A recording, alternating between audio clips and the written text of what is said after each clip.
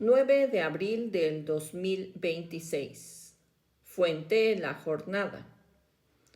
Opinión. Título: La geopolítica de los medicamentos. Pluma: Alejandro Schwarz y Federico Tovar. La disponibilidad de medicamentos podría convertirse en una de las grandes disputas estratégicas del siglo XXI. El 6 de junio de 1944, el desembarco en Normandía marcó un punto de inflexión en la historia contemporánea.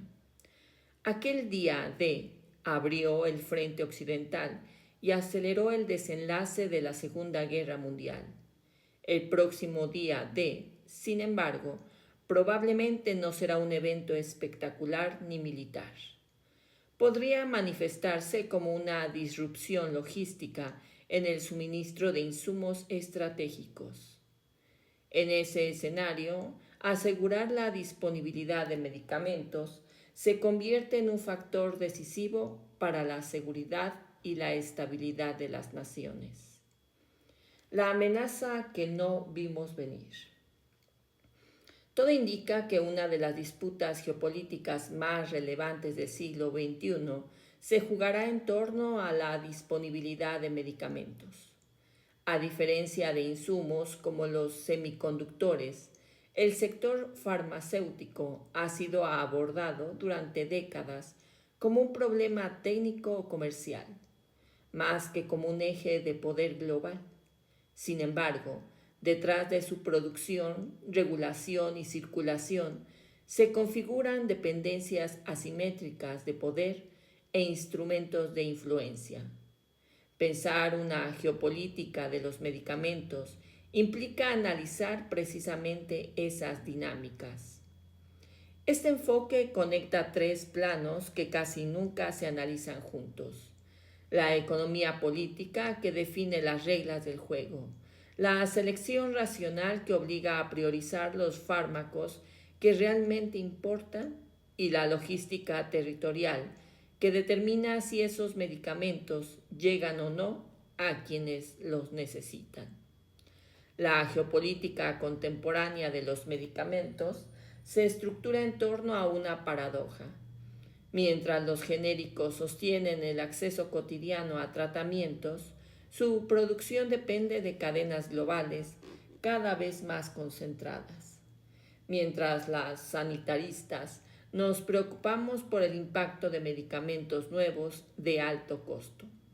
La mayor amenaza radica en una posible disrupción del suministro de fármacos antiguos y baratos. Sostenemos dos hipótesis para analizar esta amenaza creciente. Primera hipótesis: la disponibilidad de medicamentos como punto decisivo para la sostenibilidad de los gobiernos. El consumo global de medicamentos crece de forma sostenida, impulsado por el envejecimiento, las enfermedades crónicas y la medicalización de la vida.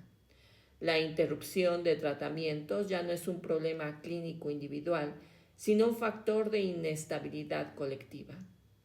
En países de ingresos medios y bajos, el desabastecimiento ha debilitado gobiernos, como en Sudáfrica con los antirretrovirales o en Venezuela con la escasez de insulina. En naciones de altos ingresos como Francia y el Reino Unido, el desabastecimiento también se ha politizado, afectando la gobernabilidad. El medicamento se ha convertido en un bien políticamente no sustituible. Segunda hipótesis: la hegemonía de China en la producción de los principios activos que sustentan la salud global.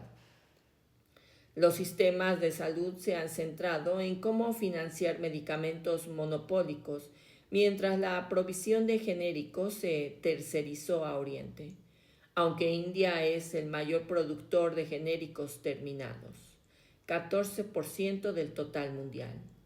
40% de la oferta global depende de principios activos, el APIs, chinos, proporción que alcanza 80% en antibióticos clave. Este control de los insumos críticos confiere a China un poder estructural inmenso. Occidente enfrenta una vulnerabilidad estratégica.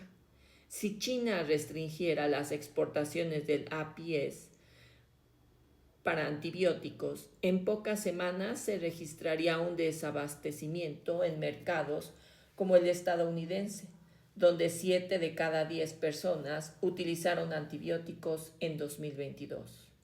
En ese punto, la salud global deja de depender únicamente de médicos y hospitales y pasa a depender también de quién controla los insumos invisibles de la química farmacéutica. El campo de batalla logístico, cuando la guerra lejana golpea su farmacia. Esta vulnerabilidad no es teórica.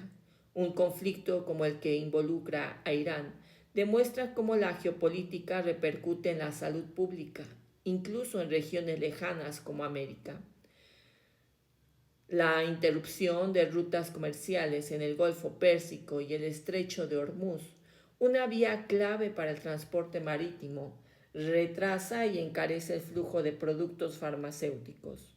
Muchos medicamentos genéricos fabricados en la India dependen de APIs y rutas que atraviesan esa región. Las consecuencias directas, según reportes de prensa y análisis de organizaciones como Direct Relief, son retrasos en las entregas, aumento de costos de transporte y seguros y una presión financiera insostenible para los sistemas de salud. La guerra eleva el precio del petróleo, encareciendo fertilizantes y otros derivados químicos esenciales para la industria farmacéutica. Esto no solo afecta a la ayuda humanitaria y las campañas de vacunación, sino que amenaza con interrumpir la producción de antibióticos, analgésicos y tratamientos cardiovasculares, de los que dependen millones de personas. Para América Latina, el impacto es indirecto pero real. Mayor costo y posible escasez si el conflicto se prolonga. El poder, la salud y el territorio. Así como ocurrió con el carbón en el siglo XIX o con el petróleo en el siglo XX, el carácter estratégico de los medicamentos solo se percibe cuando su provisión deja de darse por sentada. La geopolítica de los medicamentos revela una profunda transformación del poder. El acceso a la salud ya no depende únicamente de la innovación o del gasto, sino de las arquitecturas productivas concentradas y frágiles. Los estados han centrado su atención en controlar al gasto en productos monopólicos, mientras delegan en el mercado global la provisión de insumos básicos. Sin embargo, el verdadero talón de Aquiles sanitario puede estar en la disponibilidad de esos componentes críticos que, aunque baratos y antiguos, sostienen la mayor parte del acceso cotidiano a la salud. La seguridad sanitaria del siglo XXI exige una nueva cartografía del poder, una que entienda que la soberanía también se defiende en las rutas marítimas, en las plantas de producción de APIs y en la capacidad de garantizar que el tratamiento correcto llegue a la persona correcta en el momento oportuno. Fin de la opinión.